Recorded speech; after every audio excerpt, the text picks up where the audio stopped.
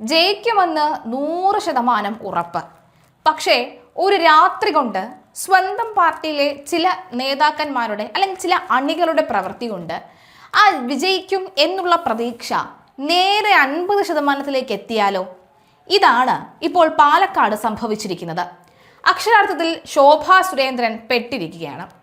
ശോഭാ സുരേന്ദ്രനെ കണ്ടൊക്കെയാണോ ഈ പെണ്ണുങ്ങൾ തിളയ്ക്കുന്നത് എന്ന് പോലും ചോദിച്ചു പോവുകയാണ് പലരും. സത്യത്തിൽ ശോഭാ സുരേന്ദ്രൻ പറയുന്നത് തനിക്ക് യാതൊരുവിധ അറിവും ഇതുമായി ബന്ധപ്പെട്ട് അറിയില്ല എന്നാണ്. തീർച്ചയായും ശോഭാ സുരേന്ദ്രൻ അത്തരത്തിലൊരു കാര്യം ചെയ്യുമെന്നും നമ്മളും പ്രതീക്ഷിക്കുന്നില്ല. ശോഭ തന്നെ പറയുന്നത് BJPക്ക് അകത്തുള്ള ശോഭയുടെ എതിർപക്ഷമാണ് ഇത്തരത്തിലുള്ള ചില നീക്കങ്ങൾ നടത്തിയതാണ്. പറഞ്ഞു വരുന്നത് രമേശ് പിഷാരടിയെ തടഞ്ഞ സംഭവം തന്നെയാണ്. ഈ ഒരു സംഭവം ശോഭാ സുരേന്ദ്രന്റെ വോട്ടിനെ അത് ബാധിക്കും എന്നുള്ള ഒരു ഭയം നിലവിലിപ്പോൾ ചില സർവേകൾ സൂചിപ്പിക്കുന്നുണ്ട്. അതായത് തെരഞ്ഞെടുപ്പുമായി ബന്ധപ്പെട്ട് പ്രചരണത്തിനിറങ്ങിയ രമേശ് പിഷാരടിയെ തടഞ്ഞ സംഭവവുമായി ബന്ധപ്പെട്ട് രമേശ് പിഷാരടി അവിടെ എടുത്ത ഒരു നിലപാടുണ്ടല്ലോ, അല്ലെങ്കിൽ രമേശ് പിഷാരടി കാണിച്ച ഒരു മര്യാദയുണ്ടല്ലോ, അത് തന്നെയാണ് പണ്ട് ഷാഫി പറമ്പിലിന് അവസാന നിമിഷം സ്ക്രീൻഷോട്ട് വിവാദം എങ്ങനെയൊക്കെയാണോ തുണച്ചത്, അതേ രീതിയിൽ ഈ തടയൽ വിവാദം രമേശ് പിഷാരടിയെ തുണയ്ക്കാനുള്ള സാധ്യത വളരെ കൂടുതലാണ് എന്നുള്ളത്. ഈ വീഡിയോകളുടെ താഴെ ഒക്കെ തന്നെയും രമേശ് പിഷാരടിയെ ഇതുവരെയും ഇഷ്ടമല്ലായിരുന്നു, പക്ഷേ ഇന്ന് രമേശ് പിഷാരടി എടുത്ത ഒരു നിലപാട്, ഒരു തീരുമാനം ഒക്കെ വളരെ ഇഷ്ടപ്പെടുന്നു എന്ന് പറഞ്ഞുകൊണ്ട് പ്രധാനമായും ചിലരൊക്കെ തന്നെ അദ്ദേഹത്തിനെ പിന്തുണച്ചുകൊണ്ട് കമന്റ് ഇടുന്ന കാഴ്ച ഉണ്ടാകുന്നുണ്ട്.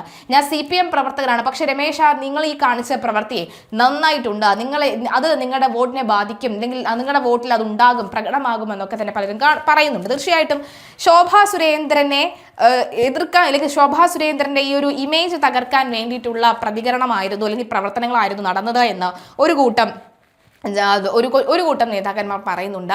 മറിച്ച് കഴിഞ്ഞ ദിവസം മുഖ്യമന്ത്രി പിണറായി വിജയൻ ഈ ഒരു തടയൽ ശ്രമത്തെക്കുറിച്ച് വലിയ രീതിയിലൊക്കെ തന്നെ വിമർശനം ഉന്നയിച്ചിരുന്നു.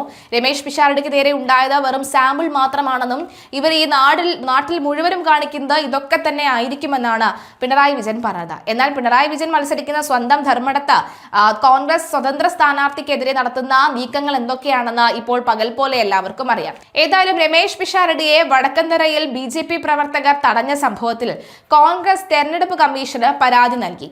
സംഭവത്തിൽ ഇന്നലെ രാത്രി BJP പ്രവർത്തകർക്കെതിരെ കേസെടുക്കുകയും ചെയ്തിരുന്നു. പാലക്കാട് മുനിസിപ്പാലിറ്റിയിലെ BJP അംഗം സിന്ധു രാജനാണ് ഒന്നാം പ്രതി. സിന്ധു രാജൻ ഉൾപ്പെടെ 3 പേർക്കെതിരെയാണ് പാലക്കാട് ടൗൺ നോർത്ത് പോലീസ് കേസെടുത്തത്. BJP പ്രവർത്തകർ ഭീഷണിപ്പെടുത്തി എന്നാണ് FIR-ൽ ഉള്ളത്. കഴിഞ്ഞ ദിവസം രാത്രിയാണ് സ്ഥാനാർത്ഥി പര്യടനത്തിനിടെ വടക്കന്തറയിൽ BJP പ്രവർത്തകർ രമേശ് പിഷാരടിയെ തടഞ്ഞത്. BJP ശക്തി കേന്ദ്രങ്ങളിൽ വോട്ട് ചോദിക്കാൻ പറ്റില്ലെന്ന് പറഞ്ഞുകൊണ്ടായിരുന്നു പ്രതിഷേധമെന്നാണ് വ്യക്തമാക്കിക്കൊണ്ടാണ് പിഷാരടി രംഗത്ത് എത്തിയത്. BJP നടപടി ജനാധിപത്യ വിരുദ്ധമാണെന്നും പിഷാരടി വിമർശിച്ചിരുന്നു. വടക്കുന്തറ അമ്പലത്തിന് പുറകുവശത്തുള്ള ചെറിയൊരു ക്ഷേത്രത്തിലേക്ക് കടക്കവെയായിരുന്നു സംഭവമെന്നാണ് അദ്ദേഹം വിവരിച്ചത്. നടന്നു പോകവേ ഇളം നീല ചുരിദാറിട്ട സ്ത്രീ പെട്ടെന്ന് രോക്ഷത്തോടെ കടന്നു വന്നതായിരുന്നു പ്രതികരിച്ചത്. ഇതുവഴി നിങ്ങളെ ആരെയും കടത്തിവിടില്ല എന്ന് അവർ ഒച്ചയുയർത്തി ബഹളമുണ്ടാക്കി. സ്ത്രീ ആയതുകൊണ്ട് തന്നെ ഞാൻ ശ്രദ്ധയോടുകൂടിയാണ് പെരുമാറിയത്. BJP ശക്തി കേന്ദ്രമാണിതെന്നും ഇവിടെ വേറെ ആരും വോട്ട് ചോദിക്കേണ്ട ആവശ്യമില്ലെന്നുമാണ് അവർ വിളിച്ചു പറഞ്ഞത്. ഇത് തികച്ചും ജനാധിപത്യ വിരുദ്ധമാണെന്നും പിഷാരടി കൂട്ടിച്ചേർത്തു.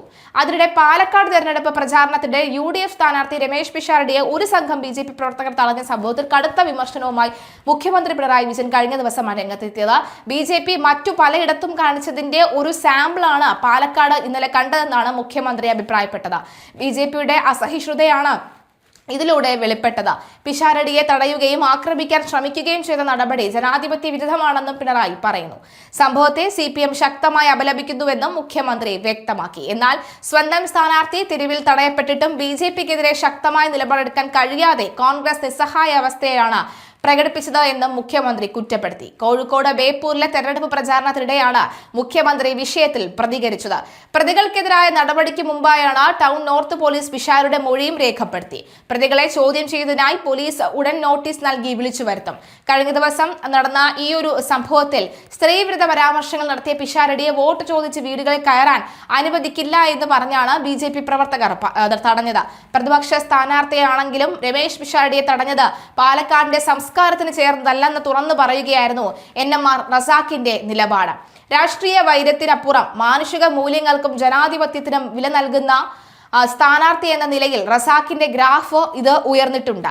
BJP പ്രവർത്തകർ പിഷാരടിയെ തടഞ്ഞപ്പോൾ അതിനെ തള്ളിപ്പറയാൻ റസാഖ് കാണിച്ച ആർജവം നിഷ്പക്ഷ വോട്ടർമാരെ സ്വാധീനിച്ചേക്കാം. തടയൽ വിവാദങ്ങൾ ശോഭാ സുരേന്ദ്രന് വെല്ലുവിളിയായെങ്കിലും പാലക്കാട് ഇപ്പോഴും ശക്തമായ സ്വാധീനമുള്ള സ്ഥാനാർത്ഥി തന്നെയാണ് ശോഭാ സുരേന്ദ്രൻ എന്ന കാര്യത്തിൽ തർക്കമില്ല. BJPയുടെ കരുത്തുറ്റ വോട്ട് ബാങ്കും ശോഭയുടെ വ്യക്തിപരമായ സ്വാധീനവും അവരെ മത്സരത്തിന് മുന്നിൽ തന്നെ നിർത്തും. എന്നാൽ വടക്കന്തറയിലെ അണികളുടെ അതിരുകടന്ന ആവേശം ശോഭയുടെ പ്രതിച്ഛായയെ ബാധിക്കുമോ എന്നതാണ് ഇപ്പോൾ രാഷ്ട്രീയ നിരീക്ഷകർ ചർച്ച ചെയ്യുന്നത്. പുറത്തുനിന്നുള്ളവരെക്കാൾ ഉപരി BJPക്കുള്ളിലെ തന്നെ ചില കേന്ദ്രങ്ങൾ ശോഭയുടെ വോട്ടുകൾ കുറയ്ക്കാൻ മനഃപൂർവ്വം നടത്തിയ പാരയാണോ ഈ തടയൽ നാടകമെന്നും സംശയമുയരുന്നുണ്ട്. കത്രിക പൂട്ട് മത്സരമാണ് പാലക്കാട് നടക്കുന്നത്. UDF ആക്രമണ രാഷ്ട്രീയത്തിനെതിരെ വികാരം ഉയർത്തുമ്പോൾ LDF സമാധാനപരമായ രാഷ്ട്രീയത്തിന്റെ വക്താക്കളായി സ്വയം അടയാളപ്പെടുത്താനാണ് ശ്രമിക്കുന്നത്.